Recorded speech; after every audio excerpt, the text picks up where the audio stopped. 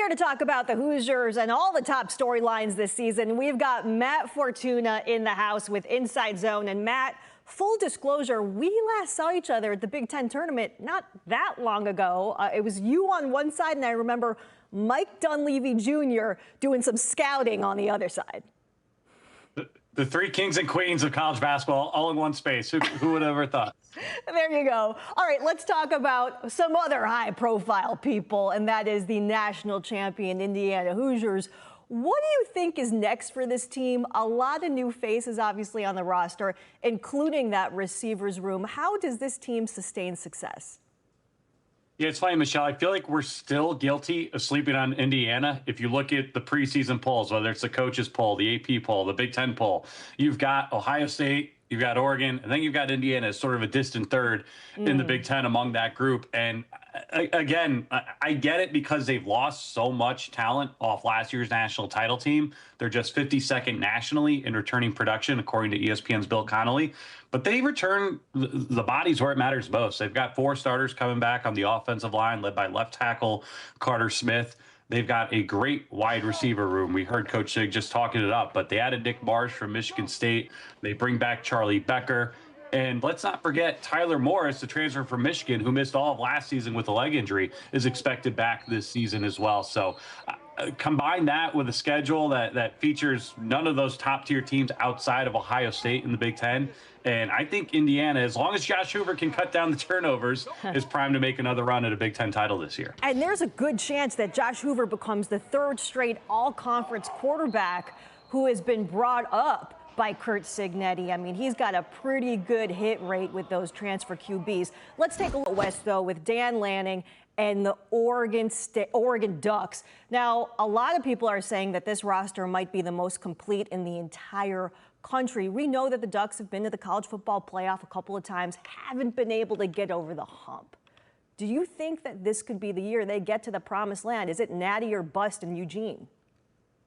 Yeah, I think it's certainly the best opportunity they'll ever have. I won't go so far as to say natty or bust because I think there are a handful of teams that have a really good chance of winning it all this season. But Oregon's right there near the top. You return a quarterback in Dante Moore, who probably would have been the number 2 pick in the NFL draft last season. You bring back the best defensive line in the country. I don't think anyone could dispute that right now. Between Amari Washington, Mateo Uyangale, and everyone else they've got up front, that defense is going to be impossible to run the ball against. 2 new coordinators could give you some cause for concern, particularly on the offensive side of the ball. Drew Merringer, who was last calling plays back at Rutgers way back when under Chris Ash, but he's got a veteran quarterback coming back in Dante Moore. He's a guy who's been on this staff for a couple of years. I think Dan Lanning's earned the benefit of the doubt when it comes to personnel and decision-making with his staff. I think they'll be just fine there. The schedule could be difficult if you include Boise State and Oklahoma State in the non-conference slate, but I'll say this for Dan Lanning. For as much as we talk about the big game failures, this guy takes care of business. They beat and stomp the teams they're supposed to beat and stomp. Outside of their trip to Columbus in November, they're going to be favored in every game this season. I think it lines up very nicely for them to make a run at a Big Ten and national title this year. Yeah, and somewhat of a manageable schedule, as you point out. Let's head to Ohio State now. We know what that defense did last season. That defense was absolutely elite. We saw quite a few of their players cross the stage at the NFL draft, but they are losing 8 starters on defense. I covered Matt Patricia when his forte was coordinating the defense with the New England Patriots. He's doing the same thing now at Ohio State. He's got to kind of start from scratch. How does this team reload this quickly? Yeah, Michelle, 3 top 11 draft picks on that defense. That's not something you could just snap your fingers and replace overnight. I was a little surprised to see Ohio State being such an overwhelming preseason number 1 in both major polls this month, just because of all the personnel changes that are happening on that side of the ball. But I do think they got maybe a little too reliant on that defense last year. They were one of the slowest teams in the country offensively last season. And when push came to shove in their last 2 games, both losses, Indiana and Miami, they had trouble playing from behind. So I do think with Arthur Smith calling the plays on offense now, a more traditional offensive coordinator than what Ohio State had last season, I think it'll be a much more balanced attack. It's going to need to be a much more balanced attack. This schedule is brutal. You go to Texas, you go to USC, you go to Bloomington, you go to Iowa. You obviously got the Michigan game at the end of the season. There are no soft spots on the schedule for Ohio State this season. I think they'll be a much more balanced and well-rounded football team. They won't be as good as on defense as they were last year. I think that would be virtually impossible, but I still think this is a legitimate contender in the conference. Yeah, and they've got safety Jalen McClain is the one returning starter on defense, and you have to think that some familiarity with Matt Patricia's system is going to help. Now,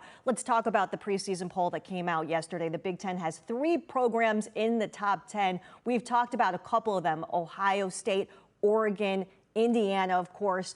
What about that next tier? The USCs, the Washingtons, Michigan, Illinois. Who's in position, do you think, to make that jump to the next tier?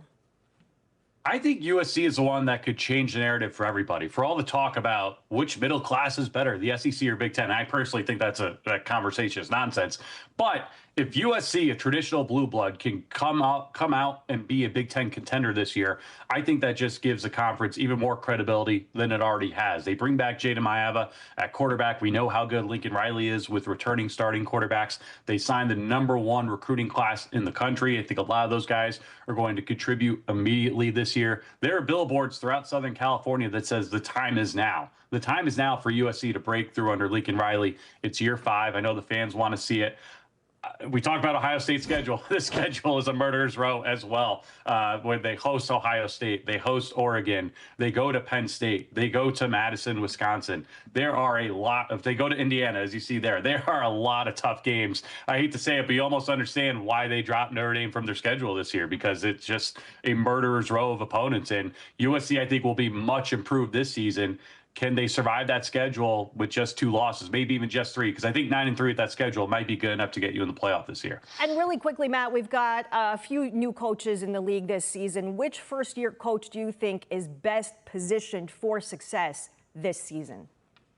You know, Bob Chesney, I think, is a phenomenal hire at UCLA, and he's getting his flowers all offseason. But as far as this season, I think Matt Campbell at Penn State. There's a reason this guy waited 10 years to leave Iowa State. He wanted the right opportunity, and he found just that in Happy Valley. The fit seems seamless so far. He brings a ton of people, both on his coaching staff and from his roster from Ames State College. Rocco Becht, I think, immediately gives him credibility at the quarterback position that they haven't had in that program probably since Trace McSorley was throwing the ball back in 2018. Things line up very nicely when you look at the schedule this year. You go to Michigan, you go to Washington, but outside of that, you'll probably be favored in most of your games. That USC game probably be a whiteout. That will be a big circle game for both teams, because I think it's a swing game for both. Either one wins that. I think good things are going to happen for those programs this season.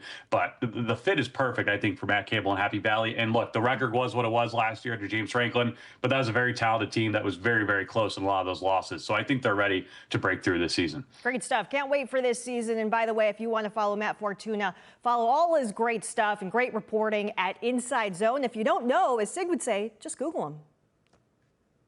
Thanks, Michelle.